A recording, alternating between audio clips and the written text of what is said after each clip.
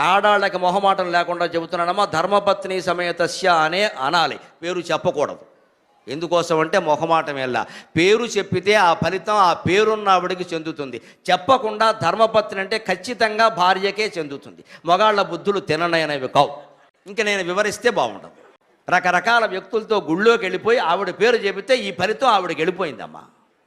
చెప్పనివ్వకూడదు. ధర్మపత్ని సమేతస్య అని ఉంటే ఖచ్చితంగా ఆవిడ ఇంటి దగ్గర ఉన్నా సరే ఈ పెద్ద మనిషి దేవాలయంలో ఆవిడని మోసం చేస్తున్నాడు కాబట్టి ఖచ్చితంగా ఆవిడికి న్యాయం జరుగుతుంది. ఈవిడ మర్నాడు చెప్పించుకోవడం ఖాయం. దేవుడు దయ అలా ఉంటుంది. ధర్మం ధర్మమే, అధర్మం అధర్మమే. ఖచ్చితంగా దేవుడు అన్నది ధర్మాన్ని కాపాడడానికి కానీ మన అక్రమాలన్నీ సక్రమం చేయడానికి కాదు. అక్కడ దేవుడు ధర్మం వైపు ఉంటాడు. దేవుడు స్తోత్రప్రియుడు కాదు, దేవుడు పూజాప్రియుడు కాదు. ఎవరితో ఏ వేదిక మీదకైనా చర్చించడానికి సిద్ధం. దేవుడు పూజాప్రియుడు కాదు, దేవుడు స్తోత్రప్రియుడు కాదు, దేవుడు ధర్మప్రియుడు. దేవుడు ధర్మప్రియుడు. ధర్మంగా ఉంటేనే దైవ కటాక్షం కలుగుతుంది.